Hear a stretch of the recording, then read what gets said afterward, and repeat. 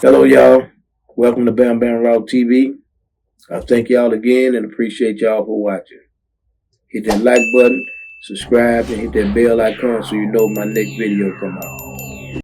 This is the second episode of death. The death of associates, family, and friends.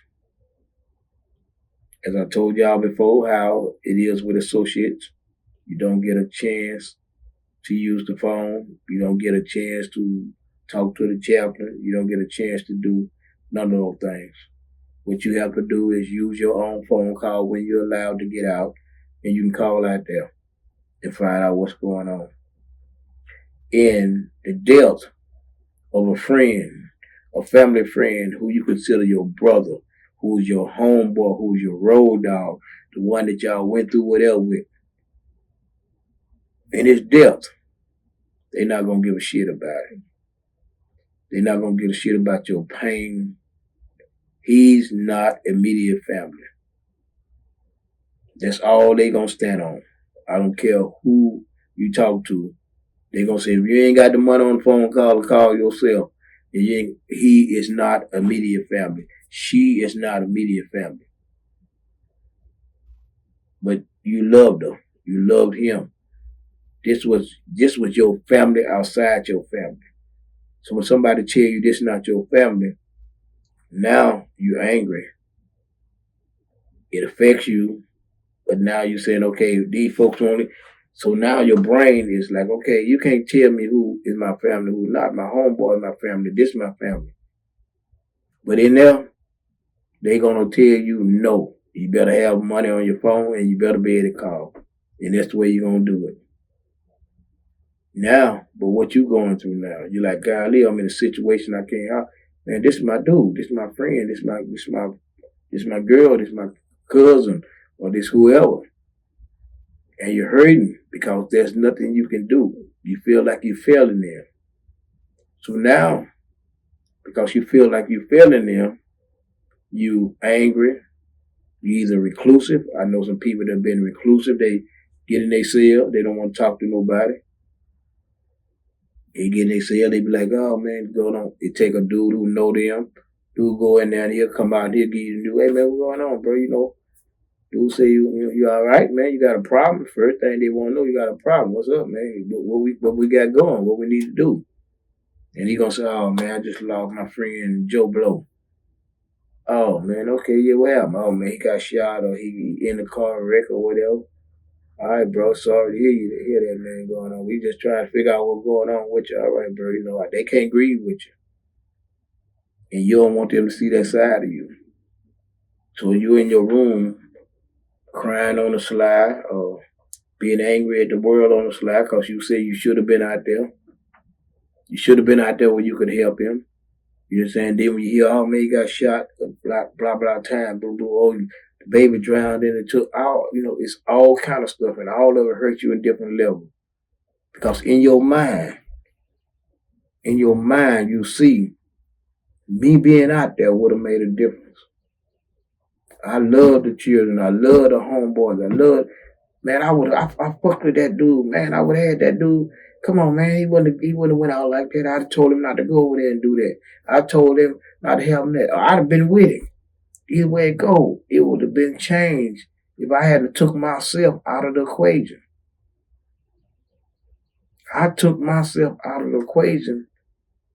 I realized even if I had to come in here and got out, I could have talked to him and showed him what I realized about some of the actions that we were doing, that it's not profitable to us. We not making money, we making mess. There's no real money being made in that there. So I would have knew that then we could have moved into a certain other thing because different talents, different opportunities. We'd have made them. You make everything else, we'd have made them. We just wouldn't have settled for what people put in front of us. And dudes, they argue with themselves about that. And they recluse, they in the cell. They don't go to eat. They don't go to eat. They don't come out wreck. They don't come out watch TV. But you can believe in that morning, when them folk call work call, they going to work. Because them folks don't give a shit about your friend that you lost. Only way you gonna control that is not to be in there. They don't give a shit about your friend. You say, oh man, well I don't feel like working today because I lost my friend. That was just like my brother, like that there. They don't get your ass on in there and work. Or go to the hole. There's no sympathy for that. And you gonna when you come back in, you're gonna get on a phone call, you're gonna call your people, and they're gonna tell you what happened, who happened, and whatever. And you're gonna feel real bad because you wasn't there with him. And even now, with what you know, you didn't talk to him about it. You could have helped change some direction in him if you'd have said something. That don't mean you're scared. That mean that you're aware now. In jail, you fighting like cats and dogs. You ain't scared of no wreck, but you fighting for a bigger purpose. You fighting for a bigger purpose. You fighting for your whole state. That shows growth. You ain't gonna grow overnight. If you're fighting for your whole state or your whole group, opposed to fighting for 12 people in an area, that shows you the growth. So that means if I can get along with dudes in New Orleans, I can get along with dudes here, then what to stop me from getting along with people everywhere? What's to stop me from finding resolve with someone from everywhere? If I can't find a resolve, yeah, let's dance and get it over with. But I got to try. And that's what we live with. We live with, hey, what if I had did different that would have changed just so many dudes' lives that I think would have been different if I had to realize things that I realize now long before then. And I could have been talking a different way when they was listening to me. But again, this is about the death.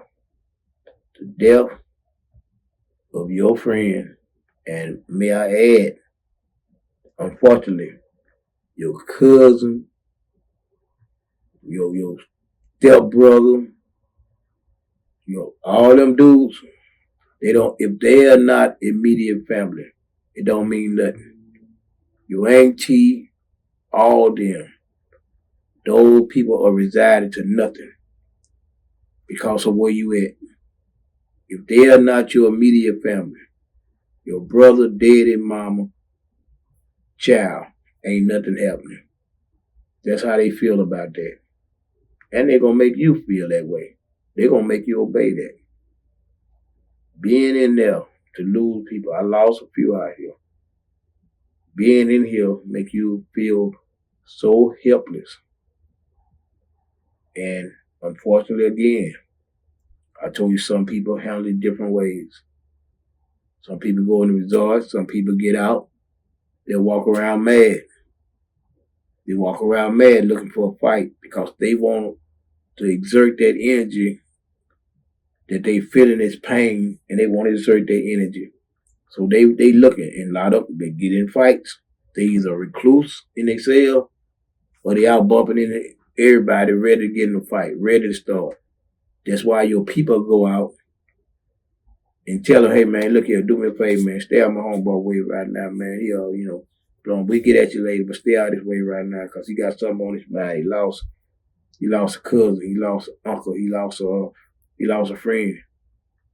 If you got good homeboy, they're gonna go out there and they're gonna let the people know from the other cars that they fuck with to, hey man, do me this in a favor, keep your people out my way, out my homeboy way right now, man, because he's really on something.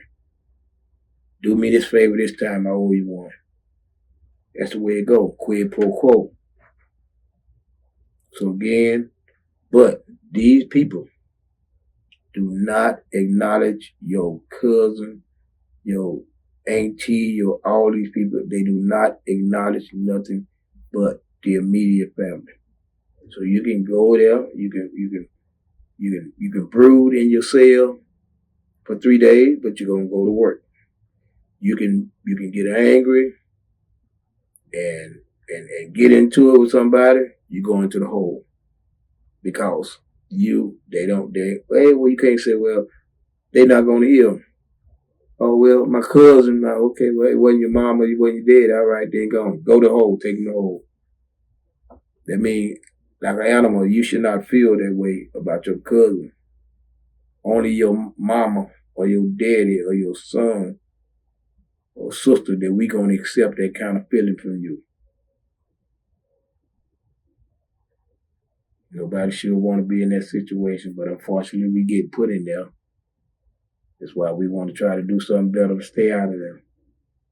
Again, as I told you, I'm finna get on the 3rd episode and tell you about the way they do you when you lose an immediate family. All right? Peace. Hit that like button, subscribe, and hit that bell icon so you know when my next video come out. Thank you again for watching.